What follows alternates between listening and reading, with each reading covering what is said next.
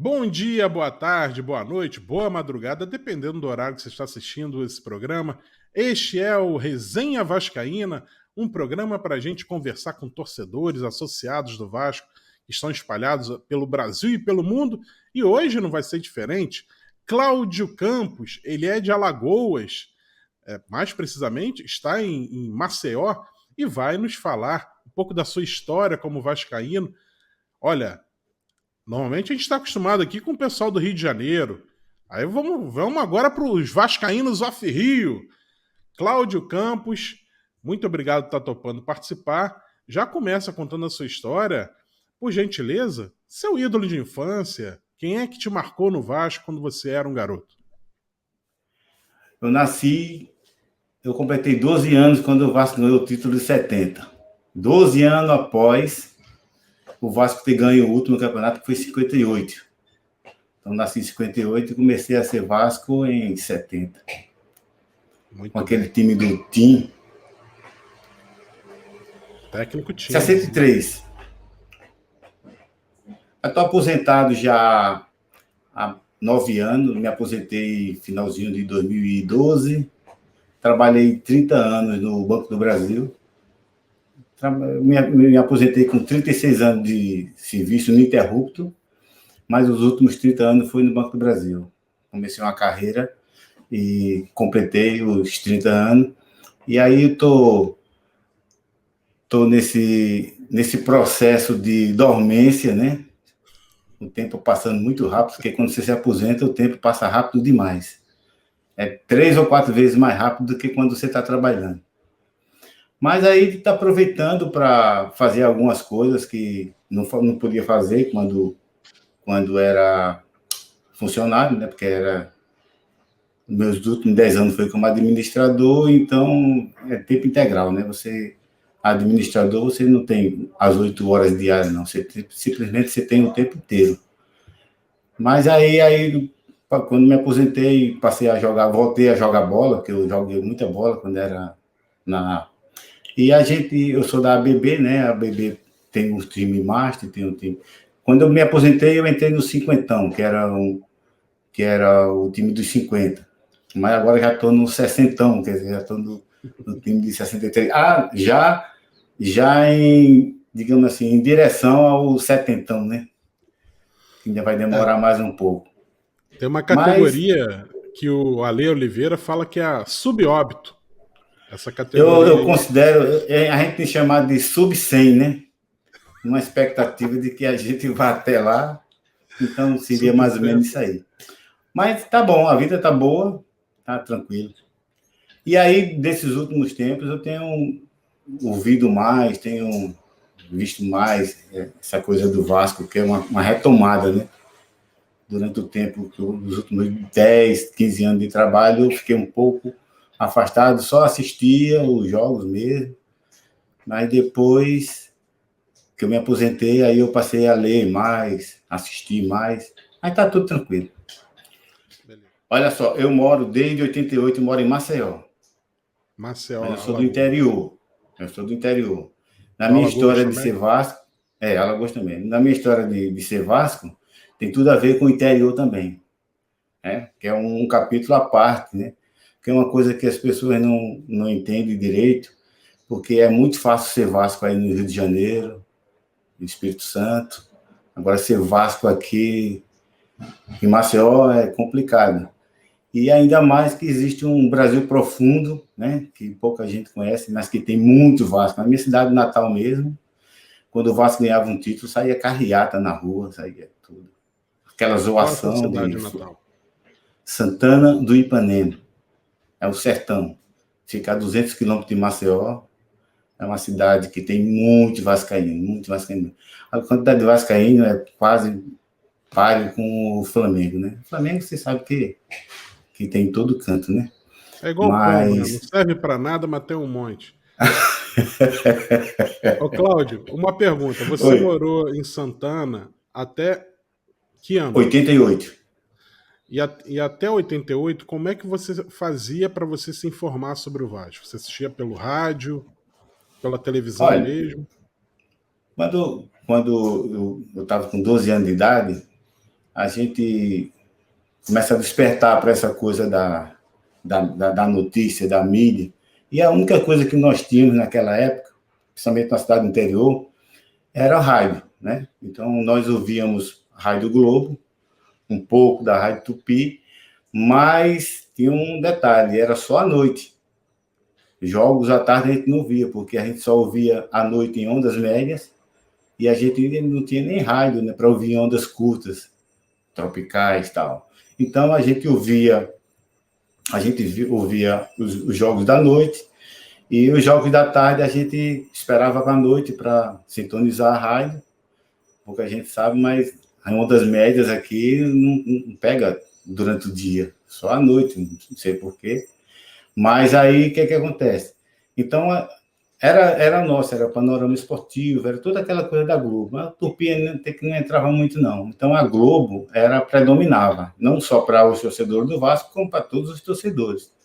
Então, naquela época, você tinha o Mário Viana, você tinha o Valdir Amaral, você tinha o Jorge Cury, eram as estrelas. E a gente imaginava o jogo. A gente ouvia e ia imaginando o jogo. Meu pai sempre dizia que era muito melhor ouvir o jogo do que assistir. Porque você assistia, ele era Flamengo, então ele assistia o jogo e não tinha emoção. E já no rádio os caras conseguiam passar, que hoje não é tanto. Hoje você não tem essa coisa, porque as pessoas se acostumaram, ou então são de uma época que só tem televisão. Então o rádio ficou um pouco de lado, mas naquela época era assim. Meu pai tinha jogo do Flamengo, ele pegava o rádio, ia para a cama, preferia ouvir. E meu pai, ele morou no Rio de Janeiro, na década de 50. Então, ele já tinha isso aí. E ele nunca procurou levar a gente, porque só homens, são 6 filhos, né? Então, ele nunca procurou levar a gente para ser Flamengo, essas coisas todas. Então, ele era bem discreto. Mas aí veio 70, né? Uma época aí, muito... Só um detalhe. E você falou que seu pai era discreto, não tentava fazer ninguém Flamengo. não... E como é que ficou o placar aí dos filhos? Aí onde é que tá? O primeiro filho, o mais velho, é Flamengo. Não sei porquê, mas ele não era de torcer muito, mas ele acabou sendo Flamengo. O segundo, dos homens, né? Porque tem as mulheres também. A mulher não... Ninguém se pronunciou sobre esporte, essas coisas e tal. E o segundo virou Botafogo também, não sei porquê. O terceiro, que sou eu, virei Vasco. E aí os outros 3 que vieram em seguida, eu puxei comigo, tudinho. Todos 3 viraram Vasco também. Então, influenciou bem. O terceiro, o quarto, o quinto e o sexto são Vasco. Eu mesmo meio que puxei também, né? Porque eu era mais velho do que eles e aí tinha coisa também da faixa na camisa, que é muito bonita, né? Então, isso também foi um fator que chamou muita atenção. Bom, enfim, em 70 veio o campeonato ganho 12 anos depois, que foi um timaço que eu considero... Eu via e às vezes ainda fico procurando na internet alguns lances daqueles jogos. Então, sei decorado a escalação daquele time. Outros nem tanto, né? Outros times que vieram a seguir eu não decorei muito, não. Mas de 70 ficou muito bem gravado. Quer arriscar? Andrade, Fidelis, Moacir, René e Eberval, Alci, Buglé e Silva, Luiz Carlos, Valfrido e Gilson Nunes. Esse era o time, né? Pelo menos o time da foto lá. Eu sei que outros jogadores também entravam, eventualmente o Ferreira entrava, tem outros jogadores que entravam, mas o time base, ou pelo menos que ficou na foto, né, do título, foi esse. Então, aquilo impactou muito. E ainda o fato de que, com o tempo, eu fui me descobrindo que eu não era torcedor do time, eu era torcedor no clube, né? A história do Vasco, eu tinha acesso a algumas coisas que eu assistia. A história do Vasco é uma história que se confunde com a questão dos portugueses. E o meu bisavô era português. Não sei se por isso Só sei que o fascínio pelo clube foi maior do que pelos times. Agora, os times que se seguiram, e você sabe disso, que tem muito torcedor hoje do Vasco que lamenta muito, não tem muito o que comemorar, mas eu já comemorei muito. Talvez seja aí até o fator de que, para mim, é mais dramático essa situação que o Vasco está passando, porque eu comemorei demais. Era você ter os 4 campeonatos brasileiros, todos os títulos relevantes de 70 para cá, que o Vasco ganhou, cada um deles foi uma história diferente e empolgante, né? Aí depois veio a fase em que eu assisti o primeiro jogo do Vasco, a primeira vez que eu assisti o jogo do Vasco, no estádio, né? No Maracanã. Me lembro como hoje, foi em 85, no sábado de Zé Pereira, Vasco e Fluminense, 5-3 para o Vasco, né? 3 gol de Roberto, acho que um de Cláudio Adão, e o terceiro, o quinto gol, não lembro. Na verdade, o quinto gol foi do Roberto, mas um dos gols não foi nem de Cláudio Adão, nem de Roberto. E nesse dia, era um sábado de Zé Pereira, à noite até eu fui assistir a escola de samba, eu acho que tinha sido recém-inaugurado o sambódromo, e eu me lembro que nesse dia tinha 18 mil pessoas no Maracanã. Eu me assustei porque estava praticamente vazio. Naquela época, 18 mil pessoas no Maracanã, e o Maracanã sofreu depois uma reforma. Naquela época era um negócio impressionante. Eu fiquei ali num cantinho ali e... Bom, depois disso eu assisti Vasco várias vezes e lamento que só tenha assistido uma vez no São Januário, que foi um jogo da Copa do Brasil, acho que foi Vasco e Motoclube. Choveu, eu fiquei ali naquele lado ali que tem a cabine de raio ali, choveu, eu fiquei ali. E até hoje eu tenho vontade de um dia assistir um jogo do Vasco das sociais. Agora você Não pode, sei. porque você se tornou sócio do Vasco. E assim, vai ser só uma questão de oportunidade, né? Porque o último jogo que eu assisti do Vasco foi um jogo muito interessante. Você estava lá, com certeza você estava lá, foi no dia 26 de novembro de 2016. Vasco e Ceará, último jogo do campeonato de 2016, que o Vasco ganhou com 2 gols de Thales, mas que depois viu-se que até podia até ter perdido, porque o resultado favoreceram. Mas foi um jogo muito interessante, mais de 60 mil pessoas, né? Foi anunciado 50 mil pessoas, mas acho que ali tinha mais de 60 mil pessoas. Foi bem, bem interessante. Nesse dia, eu estava em São Paulo, dei uma forçada de barra para voltar pelo Rio, passei o final de semana no Rio. A ideia era assistir o jogo mesmo. Então, muito é bom. Isso. É um tipo de torcedor que talvez, com certeza, a pesquisa não alcance. Quando se faz a pesquisa para o Ibope, essas coisas, que diz que o Vasco tem tantos por cento, esses caras não têm a menor ideia do que existe de Vasco. A minha cidade, uma cidade hoje tem 50 mil habitantes, na época que eu estava lá, eu devia ter 35 mil habitantes. Era impressionante. No jogo da Mercosul, na decisão da Mercosul, a gente foi assistir num clube, tinha mais de 400 pessoas dentro do clube se amontoando para assistir.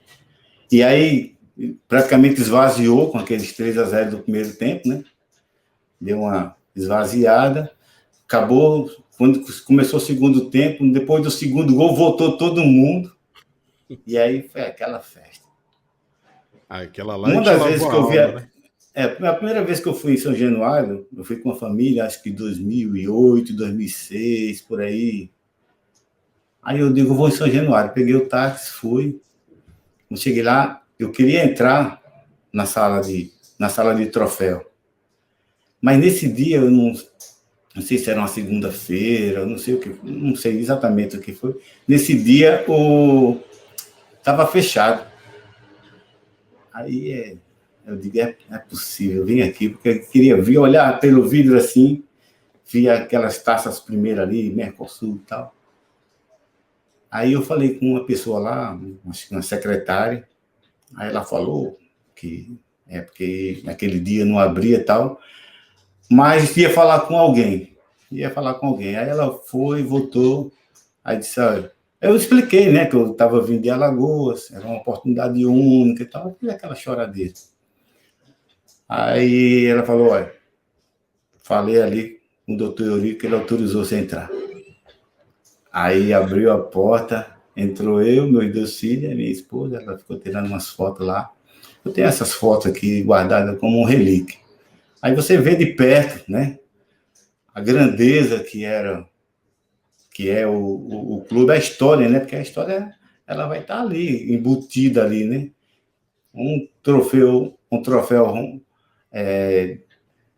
troféu Carranza, aquela ali, você sabe que aquilo ali teve uma história para se chegar, para poder aquele troféu estar ali exposto. Aí você olha milhares e milhares e milhares de histórias, milhares e milhares de histórias. Um detalhe interessante que você falou, Hum. eu te pergunto, para que o presidente do clube tem que deliberar sobre abrir a sala de troféus, né, cara? As coisas eram um pouco centralizadas naquela época, né? Ele poderia Exatamente. ter já falado, ó, num caso assim, pode já abrir, já deixava já combinado, mas as pessoas tinham até um pouco de medo de fazer, tomar uma bronca dele, por isso ficavam perguntando para ele toda hora. Não tinha necessidade, né? Você cria fama e dorme na cama, né? Então você sabe que tudo tem a parte boa e tem a parte ruim, né? Você pode. Uhum. Às vezes eu tenho alguns. Quando em 2016 o Vasco veio jogar aqui em Maceió, contra o CRB, eu já era sócio, eu não lembro qual era a categoria, mas aí tinha aquele programa de pontos, né? Tal. Então eu me inscrevi lá naquela janela da oportunidade e fui escolhido para ir lá no hotel para ficar lá com os jogadores. Eu fui, já tirei Legal. algumas fotos na época. E eu tinha comprado o livro do Sérgio Frias, tinha comprado o livro Contra Todos, né? E aí eu vou levar esse livro, porque de repente o Eurico está lá, né? E quem sabe se ele não assina o livro. Aí fui, encontrei dentro da delegação do Vasco um conterrâneo, que é o Gregório, né? Que é daqui de Maceió. Conversei com ele falou, não, eu vou conversar com ele lá. Conversou. Aí ele falou, não, pode vir lá. E almoçou, depois que almoçou, foi para uma mesa lá, aquele estilo euricão mesmo, né? Aí eu fui lá, falei com ele daqui. Aí tá, assinou, fez uma dedicatória. Eu até mandei para você uma vez.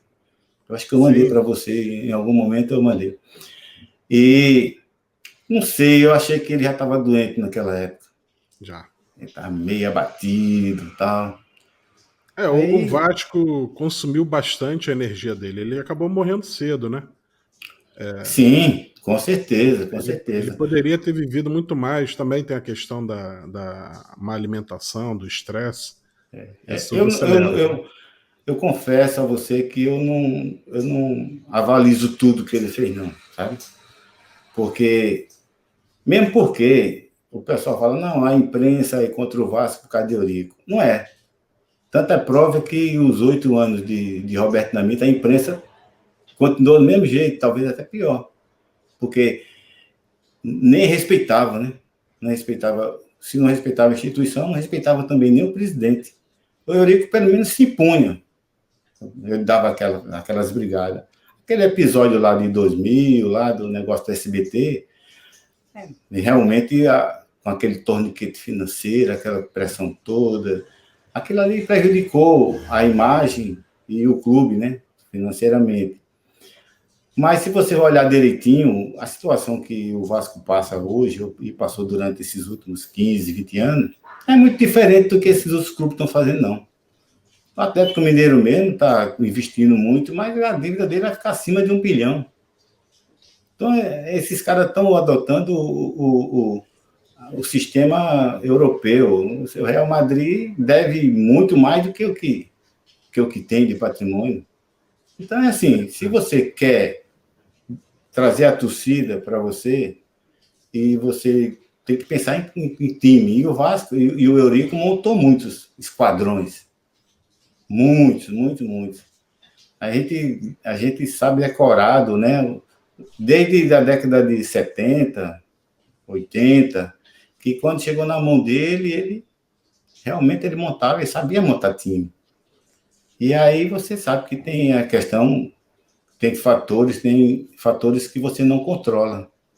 Você pode controlar um clube, mas você não controla a economia, você não controla o poder aquisitivo do povo, você não controla esse tipo de coisa. Então, fazer futebol com paixão tem seus revés também. Agora, eu acho, né, posso ser mal interpretado, mas eu acho que no Eurico o fator é positivo a favor dele. Porque não fosse o estilo dele, o Vasco não teria alcançado tantos êxitos como ele alcançou. É claro Você pega o que ele fez quando ele entra no futebol, né? Ali na década de 80, ele logo vai disputar com outros dirigentes nacionais, né? Os dirigentes do Rio, dirigentes nacionais. E ele não deu o menor espaço. Ele já foi colocando o Vasco no topo do rateio das cotas de TV e manteve dessa forma até ele ter tomado a pernada no clube em 2008. Um outro detalhe que você mencionou do SBT e do torniquete financeiro, a gente, se você pega dezembro de 2000, o que estava acontecendo, que é onde inicia a briga com a Globo, assim, a última gota d'água, né? Foi que o Vasco estava bem encaminhado nas duas competições, na Copa Mercosul e no Campeonato Brasileiro. A Globo ainda mandava no calendário, ela que dizia que dia que o jogo ia acontecer. E o Vasco estava jogando a cada 3 dias, né? No final de temporada com jogadores experientes, ia estourar. Esgotados já, né?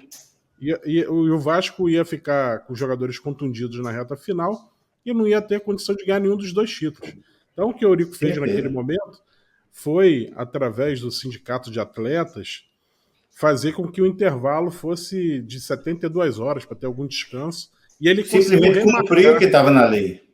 Exato, ele conseguiu remarcar um jogo do Vasco naquela reta final que acabou ferrando com aquela programação de Natal da Globo, teve que ajustar. Aquela grade, né? Teve que ajustar o dia do Roberto Carlos, enfim, deu uma confusão danada. Então ali já tinham decretado, acabou, chega esse negócio de Eurico, e já começaram a perseguição lá. E o Eurico teve um péssimo momento para acontecer, a queda do Alambrado, porque a Globo canalizou toda a demonização do Eurico naquele episódio, tentando dar o título para o Flamengo, e enfraquecer o Eurico. E aí vem a resposta dele com a camisa do SBT, lá em janeiro de 2001.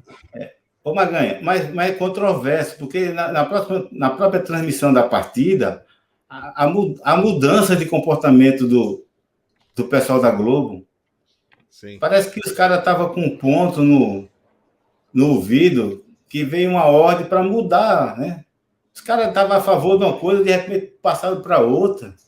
Quer dizer, é tudo interesse econômico. Às vezes eu digo aos colegas aqui, eu tenho muitos colegas aqui, eu falo, tudo isso é negócio, isso é business, não adianta. O fato desse pessoal estar nessa briga toda, isso é dinheiro, meu amigo.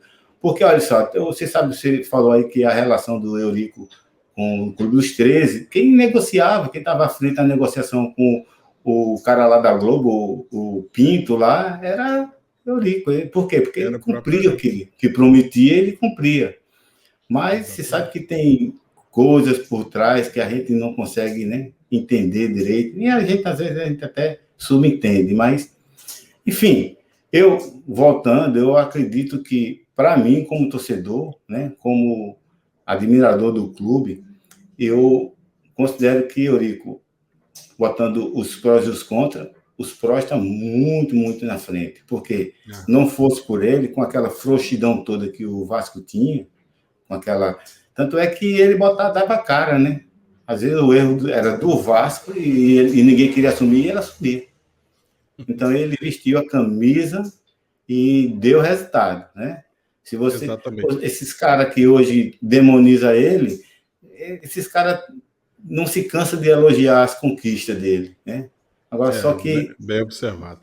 não tem o pudor de dizer quem é que foi responsável por aquilo. Às vezes o cara fala assim, não, foi Calçada. Sabe que Calçada fazia o que o Eurico dizia, né? E teve um episódio também que fez com que o Vasco elevasse realmente o seu poder de investimento, que foi a parceria com o Nations Bank, né? Com o Bank of America. Os bancos ali viraram o mesmo nome, mas teve uma fusão do banco ali no meio da parceria. E, infelizmente, depois, acho que meados de 2000, a parceria se encerra. Então, ali já começou o Vasco a ter problema de caixa. Um problema de caixa, começar a entrar menos grana. E um segundo episódio, que aí realmente é trágico, que é o estabelecimento ali da Lei Pelé. Tudo está acontecendo no mesmo momento. Que aí o clube deixava de ter o passe do jogador, e aí o Juninho Pernambucano, infelizmente, apesar de ser ídolo... Com aquela advogada, né? Com a advogada Gislaine Nunes, você lembrou muito bem, eles conseguiram dar uma pernada no Vasco, tirando o Vasco, sem o Vasco receber um centavo do que deveria receber numa transação. E aí, naquele episódio, se o Vasco recebesse a grana que o time internacional iria pagar ao Vasco, não sei se era 16 milhões, 12 milhões, agora eu já não lembro. Também não lembro se era real ou dólar, e também não lembro como é que estava o câmbio do real e dólar naquela época. Mas era uma grana que, se entrasse no clube naquele momento, o Vasco ia rir do torniquete financeiro. Ele ia rir do torniquete financeiro da Globo, ia conseguir manter o time, aquele timaço de 2000, até por um pouco mais de tempo. A gente já estava em 2001, né, quando isso está acontecendo. Então, foi uma soma de fatores, né, que depois, lá na frente, o Juninho tem que reembolsar o Vasco uma fração, a própria parceria, juridicamente, depois, chega à conclusão que essa empresa que estava equivocada no rompimento da parceria, mas as coisas foram acontecendo tudo ao mesmo tempo, numa espécie de um inferno astral, para tentar compensar também Campeonato Brasileiro de 2000 e Mercosul, que estava bom de bar, né? Duas conquistas ali maravilhosas. Foi mágico ali. Mas aí, Maganha, você falou também que nós tivemos a questão do Juninho, né? Juninho, claro, foi um excelente jogador, mas eu achei que faltou nele aí o que passou em outros, né? De ter a percepção de que o clube era importante, de que era necessário. Foi mais na vantagem econômica, mas, de qualquer forma, isso aí aconteceu. Talvez, se tivesse alguém ali para botar uns panos quentes ali naquela hora, né? Tivesse feito um acordo, talvez a coisa não tivesse... Você falou em Juninho, e eu sempre conto Juninho, um nordestino aqui de Recife, que foi na transação como contrapeso, né? Porque o contratado não foi nem ele, foi acho que Leonardo, né? Leonardo Sport. E aí levaram o Juninho também, que já despontava naquela época como um excelente jogador. Mas o meu, eu sempre tive uma queda assim no Vasco por eles camisa 8, né? Desde Buglé, né?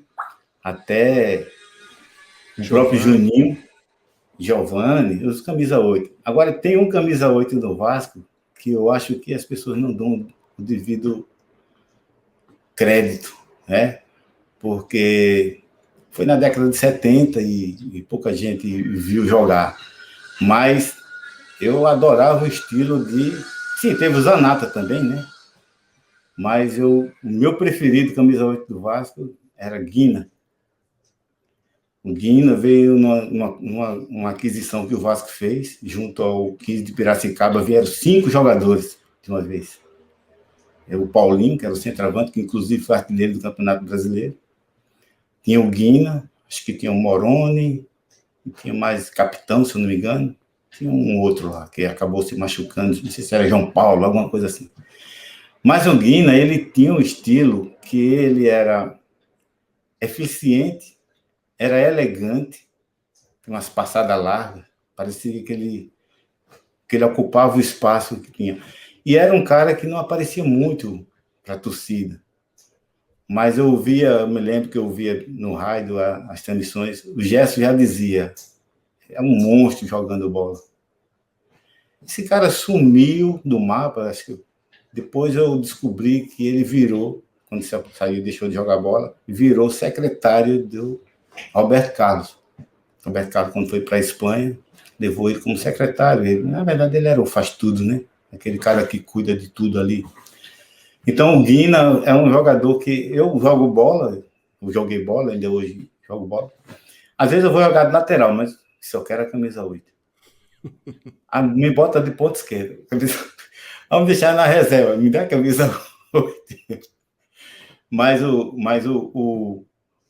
O Vasco teve timaços, né? Desde o Expresso até sair nesse último time que eu considerei muito bom, que foi em 2011, na conquista da Copa do Brasil. Mas na década de 70 teve também times muito bons. Década de 80 também teve times muito bons. Porque para você ganhar um campeonato, naquela época, muito competitivo, você tinha que ter um time bom. Não tinha como você ganhar com esse time que nós temos aí, que eu acho fraquíssimo. É uma das críticas que eu faço ao time do Vasco hoje, que é um time fraco, né? Eu fico impressionado, Maganha, quando eu vejo... Hoje eu estou assistindo só Série B. Não me interessa nada. Seleção Brasileira, Copa América, Campeonato Brasileiro, Série A. Não me interessa. Só assisto Série B. Aqui em Maceió eu gosto do CRB. Então eu assisto o jogo do Vasco, CRB, acabou, mais nada, só isso. Mas às vezes eu estou assistindo um jogo, eu fico impressionado com como esses times aí de segunda divisão estão correndo.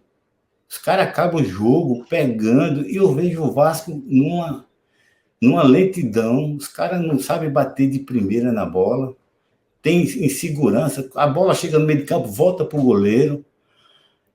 Eu tenho me recusado até a assistir. Eu estou adotando uma tática. Eu começo o jogo do Vasco, eu não assisto. Dependendo do momento do jogo ali, eu vou assistir. Eu depois assisto o videotape. Porque eu não aguento ver aqueles caras. Os caras perdem toda jogada. Toda dividida é dos caras. Entendeu? Não é possível que não tenha um preparador físico que não esteja vendo isso. Né? Eu te entendo perfeitamente, Cláudio. Realmente tá duro assistir jogo do Vasco. E sobre preparação física, é algo que vem acontecendo há bastante tempo já, que é essa constante alteração de treinadores, né? E normalmente o treinador traz o seu preparador físico de confiança. E aí quando ele vai embora, o preparador físico também vem outro, com outras ideias. Vem outro, exato, com outra metodologia, outros trabalhos, sem saber talvez o que o anterior estava fazendo, qual a carga que ele utilizava de exercício, enfim. É algo que tem acontecido de forma recorrente no Vasco. Talvez fosse importante ter um preparador físico já contratado pelo Vasco que não fosse demitido a cada troca de... o treinador pode até trazer o seu preparador físico titular, mas tivesse um preparador físico... Mas que você não quebrasse aquele trabalho.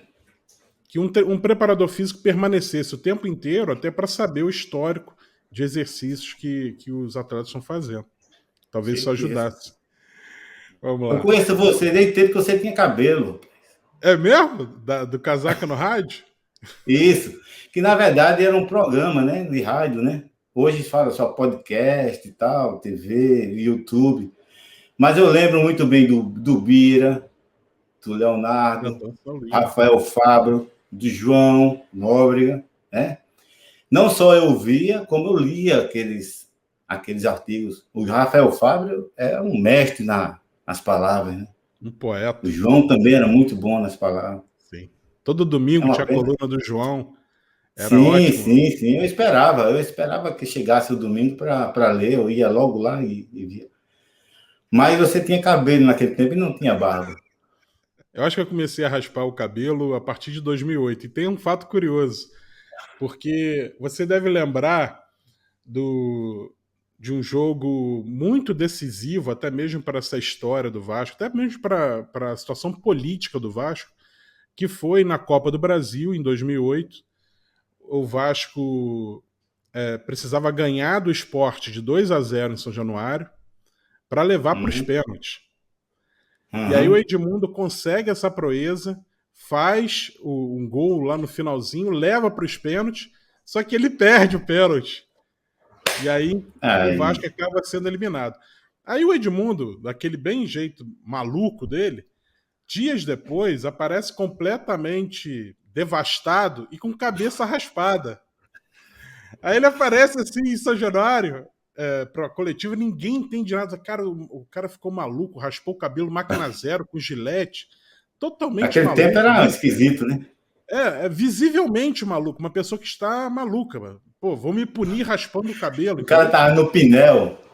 Exatamente.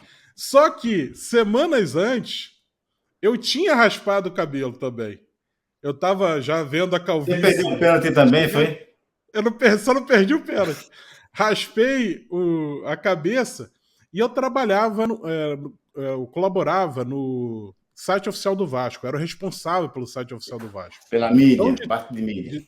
de tempo em tempo, eu tinha que ir a São Januário. Aí, agora você me fala, Cláudio, como é que eu fui parar em São Januário um dia depois do Edmundo ter raspado a cabeça? Todo mundo achou que eu copiei a moda do Edmundo, mas não. Eu já Você tinha raspado a aderiu. cabeça antes. Eu já tinha raspado a cabeça antes e posso provar. Você foi solidário com ele. Fui solidário, aí sim, aí eu gostei. O pessoal que assistia, que acompanhava o Vasco na década de 70, costuma reportar que tinha o Andrada como ídolo. Você tinha essa admiração também pelo Andrada ou não?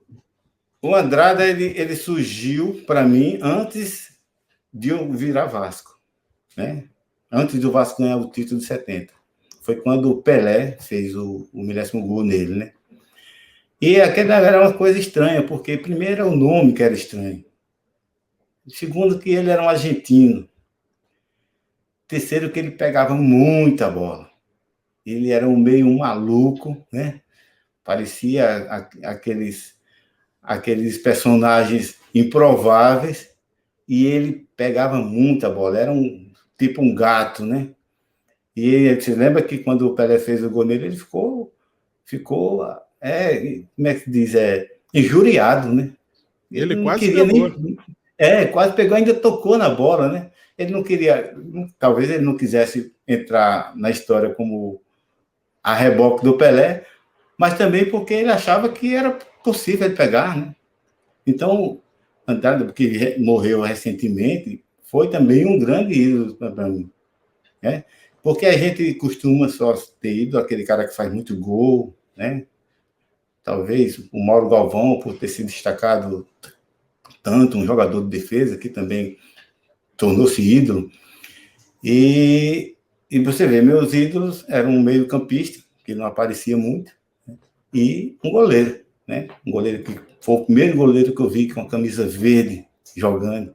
Tanto é que na foto lá, se eu não me engano, na foto lá do campeonato, ele está com a camisa verde. E era um excelente goleiro. Naquela época já se falava que os goleiros argentinos eram muito bons, né? Pois vieram outros aí na lista dele. Mas Andrada, sem dúvida, foi um excelente goleiro. Também pode ser considerado um ídolo. Cláudio Campos, me fala, por gentileza, o seu jogo inesquecível, aquele jogo que você achou até que você fosse morrer, mas deu tudo certo. Eu poderia dizer que foi o da Mercosul, de Pata 3, mas primeiro que eu não assisti o jogo todo, né? Entra um pouco nisso que você falou de quase infartar, mas foi um jogo picotado, porque eu assisti um pedaço do primeiro tempo e um pedaço do segundo tempo, né? E olha só, naquela época, eu morava na cidade, eu morava no interior de Alagoas, Santana do Ipanema, que é minha terra natal, e naquela época não tinha a tecnologia que tem hoje. TV era TV aberta, e naquela época era por repetidora, não tinha satélite, essa coisa toda.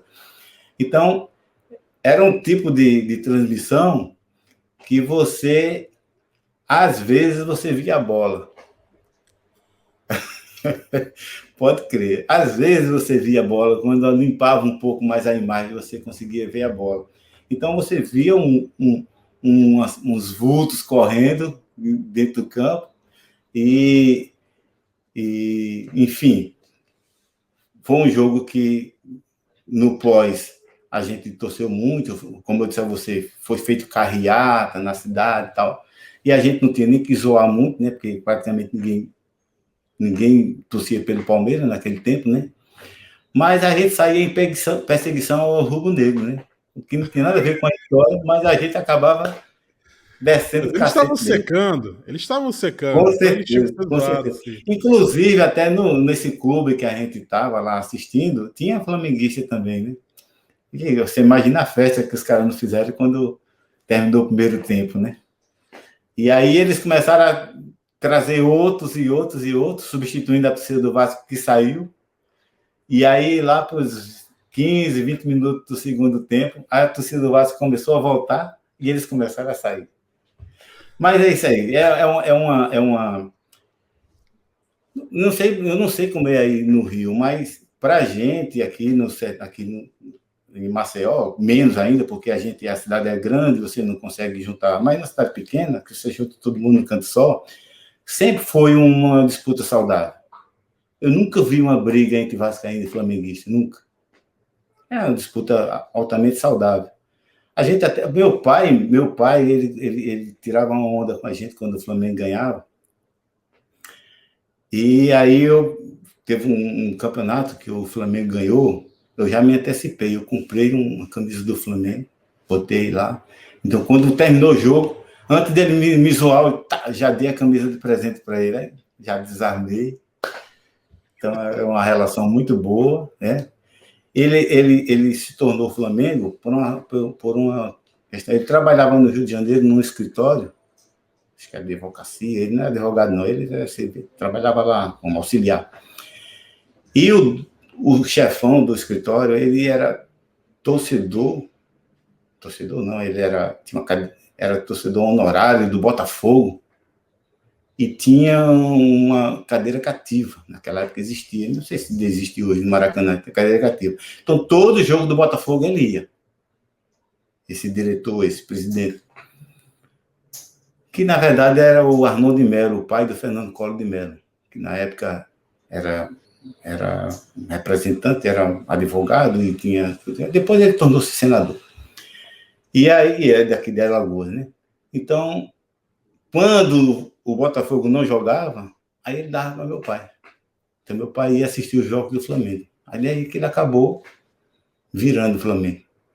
Entendi. Mas veio embora para cá, para Alagoas, e naquela época, como eu disse a você, não tinha TV, era só rádio, né? Ele botava o radinho ali, ficava escutando, mas também nos zoava. Eu tinha muitos primos, né, que eram flamenguistas, a gente tirava uma onda com eles de vez em quando. Também, de vez em quando, levava uma invertida também, fazia parte. Mas tudo na boa, tudo tranquilo. Eu tenho muitos amigos flamenguistas, muitos.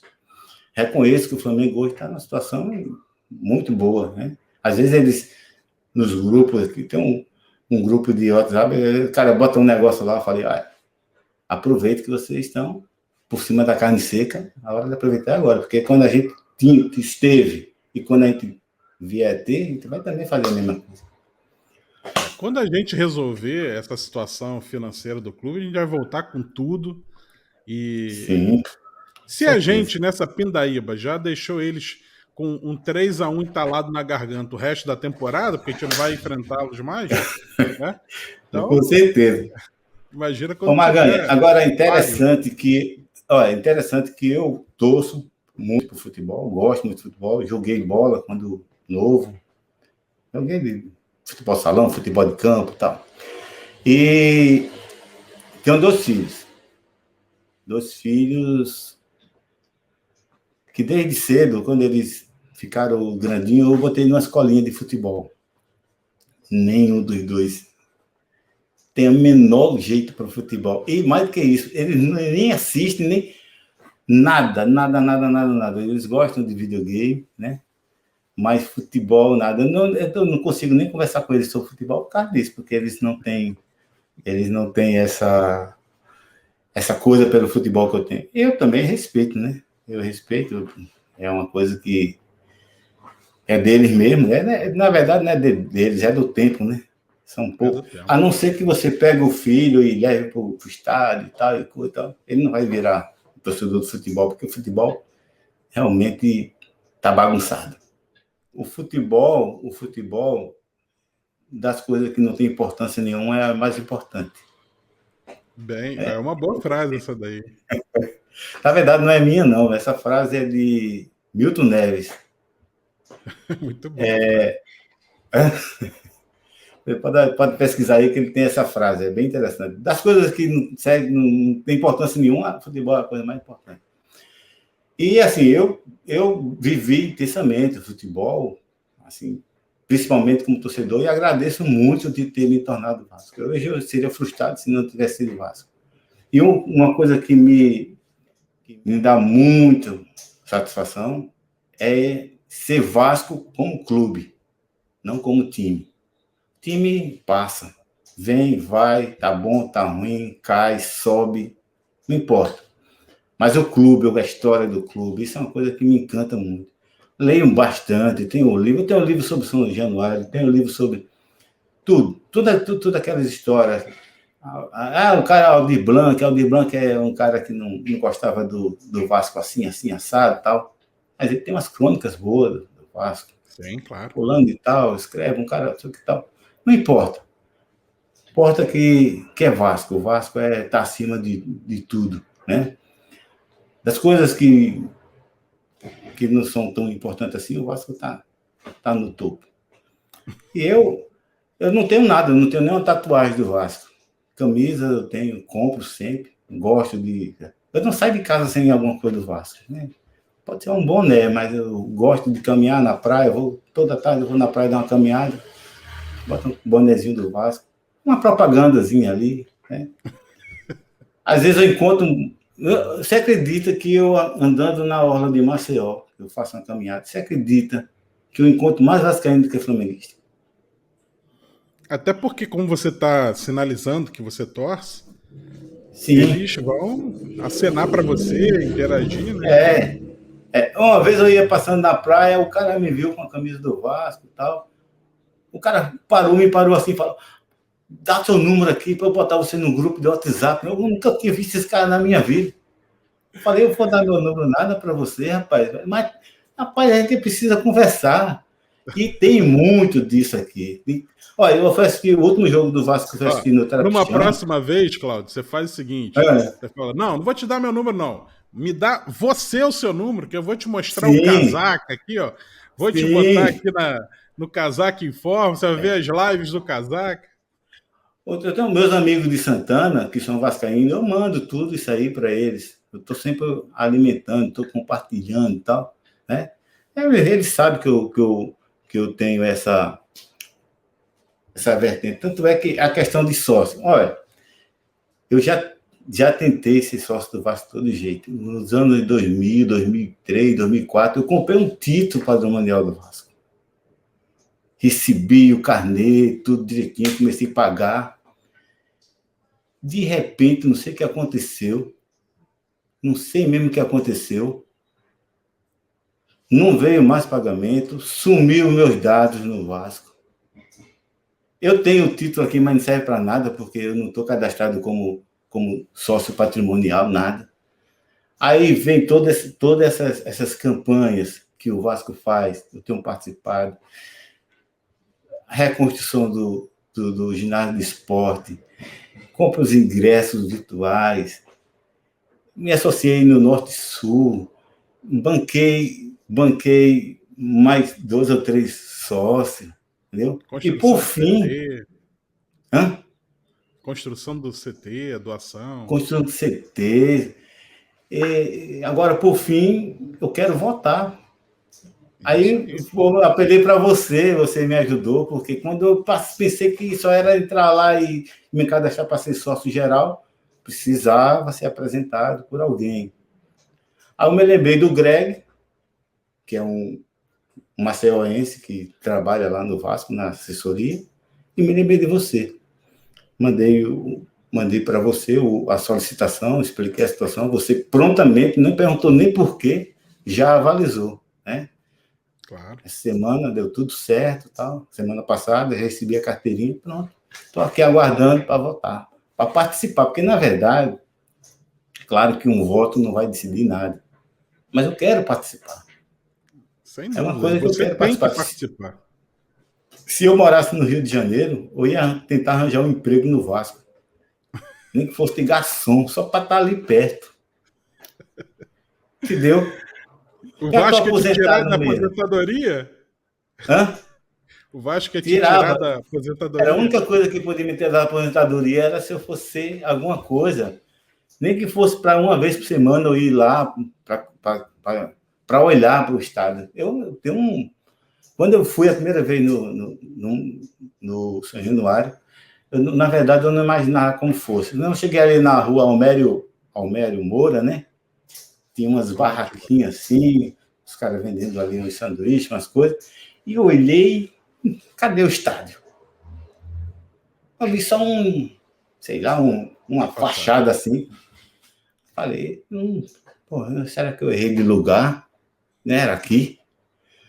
Aí tem aquela entrada, quando você entra, que você vê logo o busto do navegador, e logo ao fundo você já vê o campo. Porra, fiquei encantado com aquilo. Aí a emoção vem com muita força, né? Aí você sente que você está num lugar seguro, e era ali que eu queria estar todo jogo. Mas eu não sei, eu ainda considero muito novo. Eu ainda quero viver uns 30 anos, então quem sabe o que é que o futuro reserva. De Com repente. certeza você vai Eu visitar gosto aqui o Rio de muito de Janeiro. viajar. Agora, eu gosto muito de viajar. Agora tem 2 anos praticamente que eu não viajo por conta da pandemia, mas eu gosto de botar o carro na estrada, viajar 3.000 quilômetros. Eu já fiz isso várias vezes. Já fui para Gramado de carro, já fui para Foz do Iguaçu de carro. Então, para eu ir para São Paulo, onde eu tenho um irmão que mora lá em São José, para ir para o Rio, é rapidinho. Eu pego a Dutra, já sai ali na zona norte. Já não precisa nem ir para Copacabana. Esse foi o papo aí com Cláudio Campos. Parabéns aí por ter se tornado sócio do Vasco. Espero que a gente vote junto na próxima eleição. E parabéns aí pela sua história, por ser vascaíno, off-Rio, por estar em Maceió, espalhando a semente do Vasco, né, por onde você passa. Valeu, foi um prazer te conhecer e parabéns pela sua história. Maganha, o prazer foi meu. Quando você fez o convite, eu relutei, porque eu não tenho muito, digamos assim, intimidade com esse tipo de mídia, né? Apesar de ter sido administrador e precisar participar de reuniões, né? Mas esse tipo de mídia, assim, mais informal, eu não tenho. Mas foi bom, né? Porque eu queria acrescentar que é necessário que... É claro que essa mensagem não vai chegar lá dentro da questão do âmago do Vasco, mas que existe um Vasco no Brasil profundo, no sertão de Alagoas, no Vale do Jequitinhonha, lá nas colônias do Sudeste, lá no Norte, que eu sei que é muito forte. É muito sentimento de Vasco. E, olha, o sentimento de Vasco não é um sentimento de time, não. De dizer assim, eu vou torcer porque o time está por cima. Quando o time cai, eu vou meio desaparecer. Não é isso, não. É um sentimento de clube, de história, da questão da imigração portuguesa, a questão da colônia portuguesa que tem no Rio de Janeiro, que a gente sabe que existe.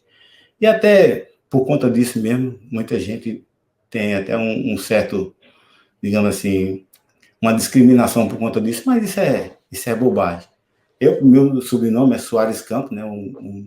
Sobrenome tipicamente português. Isso vem dos meus antepassados por parte de pai, mas eu não me vejo. Por exemplo, eu não torço por nenhum time no Rio, ou em São Paulo, nem em Minas, nada. Torço pelo Vasco e gosto do CRB. Aliás, eu sou até sócio do CRB também, porque eu gosto de ajudar. 2 clubes de remo. Sim, com certeza. Regatas e regatas, né? Na verdade, o CRB, o nome do time é Brasil, né? Que é Clube de Regatas do Brasil. Seria normalmente Brasil, mas é um clube de regatas, como você acentuou aí. E é um clube também interessante, que aqui em Alagoas, o Vasco, eu considero o Vasco um time popular, um time, né, lá da Zona Norte, que muita gente da Zona Sul não gosta. Mas o CRB aqui é o time mais de elite. O time de povão aqui é o CSA. E não sei por que eu acabei virando CRB, eu acho que é por causa da cor, né? Eu sempre gostei dessa cor vermelha e tal. Mas, enfim, o prazer foi meu de ter participado. Espero que o pessoal veja aí como uma opinião de alguém que está no off-rio, como você diz, e que representa também o Vasco. Essa mensagem, se pudesse chegar, digamos assim, lá para os jogadores, que nós que estamos aqui torcendo tanto pelo Vasco quanto os que estão aí no Rio de Janeiro. Só com a vantagem de que vocês podem ir lá para a Social, o Portão 9. Sabe o que eu faço quando eu tenho um jogo do Vasco? Eu fico assistindo os vídeos das pessoas na torcida. Eu boto o som bem alto e fico me imaginando ali dentro daquela torcida, né? O sentimento, naquelas músicas, fica ali. Enfim, talvez lá em outras vidas eu tenha morado por aí, tenha participado, visto o Expresso jogar. Eu mandei uma foto para você, que é um fato interessante. Em 90, meu filho nasceu no final em setembro de 89, meu filho mais velho. Então, ali em março, abril de 90, eu estava num clube em Maceió chamado Broma, que é um clube do pessoal da motonáutica. E eu estava lá com meu filho lá tomando banho na piscina, e eu vi o senhor ali, de longe, eu passei perto e vi. Falei, me aproximei e falei, o senhor é quem eu estou pensando? Aí ele olhou, riu, eu conheci mais ainda, ficou mais acentuado ainda. Sou sim. O senhor é Ademir Menezes, né? Eu disse, sou. Ademir Menezes, lá do Expresso, da Seleção Brasileira de 50, que meu pai assistiu o jogo na decisão da Copa de 50. Foi um dos que chorou lá, junto com mais 200 e tantas mil pessoas. Aí eu falei com ele, conversei com ele e tal, né? Tá passando por aqui? Disse, não, vim aí num grupo aí de turismo, tô aqui, o pessoal do trade me trouxe para cá, tal, tá ótimo aqui, eu tô tomando banho, tomando uma cervejinha. Aí eu digo, você se importa de tirar uma fotografia? Eu nem pensei de tirar uma fotografia com ele. Eu peguei meu filho, ele pôs no braço e eu tirei uma foto. Naquela época, a fotografia era tirada com máquina, né? Não era com celular, não tinha. Você tinha que tirar a foto, mandar revelar e torcer para que prestasse. Que não, muitas vezes nem prestava. Aí tirei a foto. No final ele me deu o cartão dele, falou, olha, se você for no Rio, eu moro aí, tá lá na Pavuna, tal, pode procurar lá, qualquer coisa. E eu até voltei no Rio, porque isso foi em 90. Eu voltei no Rio depois, outras vezes, só que ele morreu em 96. Estava adoentado no Rio. Mas é um fato interessante, porque a minha história com o Vasco meio que me colocou diante de um dos maiores ídolos que eu não assisti, mas que quem sou eu para dizer que ele não foi um dos maiores ídolos do Vasco? Né? Sim, ele era... O Queixada, que era pernambucano, né? Ele era, antes do Dinamite, ele era o maior ídolo do Vasco pelo número de gols. Então... Interessante que eu não falei em Dinamite, né? Não falou eu em reparei. ídolo, né? Eu falei Guina porque era uma espécie de resgate, mas eu coloco o Dinamite junto com o Romário, junto com o Edmundo, né? Tem que se ressaltar o fato dele ter sido um artilheiro espetacular, né? O primeiro jogo que eu assisti no Rio de Janeiro, do Vasco, ele fez 3 gols nesse jogo. Um jogo difícil, acho que era Campeonato Brasileiro. Ele fez 3 gols. Depois tem aqueles 5 gols que ele fez quando voltou da Espanha. Mas a história de Dinamite era... Porque, do jeito do Cano, o Dinamite não era só um goleador. Ele era um excelente jogador. Tanto é que nos últimos anos dele, ele recuava muito, ficava dando os passos ali e tal. Até mesmo quando o Romário entrou no time, ele era um articulador, digamos assim. Um excelente jogador. Tenho minhas ressalvas com ele, quando ele se meteu na política, né? Acho que foi um desastre. É um direito que eu tenho de achar. E isso não tira o mérito dele dentro de campo. Ninguém tira. São coisas diferentes, com certeza. É um cara que eu admiro. Eu acho até que ele fracassou por ter sido bom demais. Por ter acreditado naquela turma que estava com ele. Porque tem isso também. Às vezes você é um cara que não sabe, mas foi colocado ali por alguma razão. Então pegaram ele, que era um cara que tinha um apelo, né, por parte dos votantes. Colocaram ele ali, para mim foi uma armadilha, porque ele não sabia ser presidente, não tinha dureza que é necessário, às vezes, você ser presidente, porque, às vezes, o cara acha assim, ser presidente é bom. Não, o presidente precisa dizer não, muitas vezes. Não é só dizer sim, não. É preciso bater na mesa, né? É preciso dar umas porradas de vez em quando, chamar a atenção de certas coisas. Mas, enfim, vamos colocar assim, meu maior ídolo foi o Guina, mas logo em seguida vem Roberto, Romário, Edmundo, Mauro Galvão e Evaí também. Eu não vou botar Juninho, não, por razões específicas, mas eu boto também o Zanata. O Zanata foi um cara que veio do Flamengo, todo mundo achava que ele ia permanecer com aquela pele suja, né? Aquela pele suja. Eu achei interessante, mas você destacou o Evair.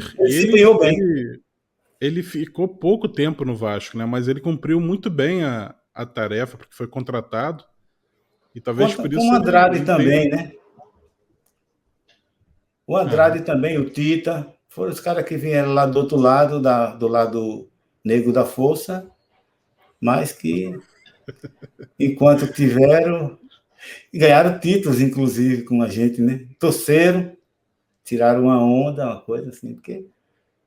Enfim, posso dizer a você que eu tenho 63 anos, muito bem vividos, agora a vida está boa, se não fosse essa questão da pandemia, podia estar melhor, e ainda pretendo assistir o jogo da Social do Vasco. Com certeza estaremos juntos. Quando você vier, você vai me chamar. Não moro na Pavuna, moro em Niterói. Não tem problema, não. Dessa última vez foi interessante, porque quando eu assisti o jogo Vasco e Ceará, eu estava em São Paulo quando eu comprei o ingresso. Já comprei online, né? Quando cheguei no Rio, eu precisava resgatar o ingresso, eu precisava ir lá na bilheteria e resgatar o ingresso. E era uma fila imensa, eu fui cedo, né? Eu tinha ido visitar aquele museu do futuro, alguma coisa e tal. Aí eu peguei o táxi e fui. Cheguei lá, muita gente mesmo. Aí eu entrei na fila, peguei meu ingresso, fui para outra fila e falei, meu Deus do céu, se o Vasco, esse povo todo, se o Vasco não perde esse jogo e se o Náutico ganha, vai ser um chororô danado. Mas graças a Deus deu tudo certo, né? A gente saiu perdendo num gol ridículo que o nosso goleiro tomou, o nosso Martim. De longe o cara fez um gol que parecia Depois o Thales fez aqueles 2 gols, então, e foi tudo, foi festa. Ufa. E você sabe que o Campelo, quando ele reclama muito do Vasco, né, do Eurico, mas ele pegou o Vasco na Libertadores. Molezinha. O último ato do Eurico no Vasco, ele cumpriu o que ele disse: vou deixar você ir na Libertadores. E não fosse aquele gol fantasma que o Flamengo fez no último minuto contra o Vitória, que arranjaram um pênalti do nada lá, o Vasco tinha ido direto para os grupos. E teria terminado na frente do Flamengo, que estava com investimento altíssimo. Com certeza, com certeza. Enfim, bom, mas isso aí tudo é passado e agora vamos esperar que o futuro nos reserve bons resultados, né? Obrigado, Cláudio Campos. Essa foi a resenha vascaína com esse vascaíno lá do Alagoas, podemos dizer de Santana de Ipanema e também em Maceió, já que é onde ele está morando atualmente. Muito obrigado por ter participado. Tamo juntasso, hein, Cláudio Campos?